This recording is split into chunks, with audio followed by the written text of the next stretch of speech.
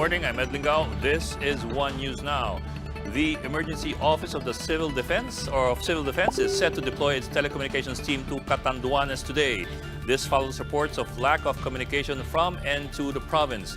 The NDRRMC earlier said they can only contact the LGU via satellite phones since signal in the province is still down. And to tell us more about this and other issues raised in today's NDRRMC briefing, we have Maricel Halili reporting live from Mandaluyong. Maricel, ano latest update natin sa Catanduanes? Yes, Bok. While President Duterte remains to be in Davao as Typhoon Rolly hit several parts of the country, some of the select cabinet officials are now in Camp Aguinaldo to attend the briefing and to give an update about the damages caused by Typhoon Rolly. Some of the highlights are the reports given by NDRRMC Head Undersecretary Ricardo Halad. He mentioned that there are about 10 casualties recorded, 1 injured, and the 3 are reported missing. The cost of damage is still being assessed. There are reported interruption of water supply in Albay, Camarines Sur, Camarines Norte, Catanduanes, and Masbate. About 1,160 passengers were also stranded in Calabarzon, Mimaropa, and Region 5.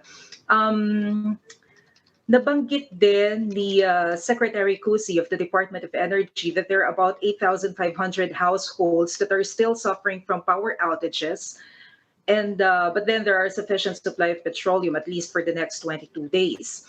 Meron ding reminder book si Health Secretary Francisco Duque, especially now that we're still facing the pandemic. He mentioned that despite the number of families and individuals who are now in evacuation centers, minimum health standard must still be followed, considering that we're still facing the COVID-19 crisis. So the policy is only one family must stay inside the classroom during the evacuation to avoid the spread of the virus. And there must be a separate area provided to those individuals who have high risk, including senior citizens, pregnant women, and those who have comorbidities. And if walking in flooded areas cannot be avoided, the individuals must visit a healthcare center right away for antibiotics to avoid leptospirosis. So far, Bok, those are some of the points highlighted during the briefing. The briefing and NDRRMC are still ongoing, so probably after the reports given by the Cabinet Secretary, some of the questions of the media, texted questions will be answered. You did mention that their last count was 10 casualties or 10 reported dead. Is there any concern that the number would still increase in the next few hours? There are possibilities that the number of casualties will increase, especially that there are 3 individuals reported to be missing. And there are reports that the government is still having a hard time communicating with the local government in Catanduanes. So there is a team who are already going there to check the situation. So there's a chance that the number of casualties will increase. Hopefully not.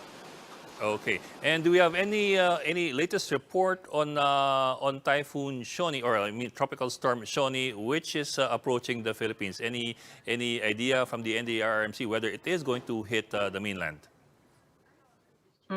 So far, there are no details yet, although it was mentioned briefly earlier that they are expecting a typhoon or tropical storm Shoni. But aside from that, there are no details yet provided by NDRRMC. Okay, one last question. Do we have any idea which province was the hardest hit? Was it Albay, was it Camarines, or Batangas? So far, based on the initial reports provided by the Cabinet Secretary, it's still the area in Bicol, which is considered hardest hit, Albay and Camarines Sur and Catanduanes. But maybe later we can get more details. Okay, we'll keep in touch with you. Thank you very much, Maricel Halili. Again, that was Maricel Halili reporting live from Mandaluyong City. Around 5,000 families were evacuated in Laguna because of the typhoon. Many of them were displaced after the Laguna Lake overflowed over the weekend. JC Cosico is joining us live from Laguna to give us the latest. JC.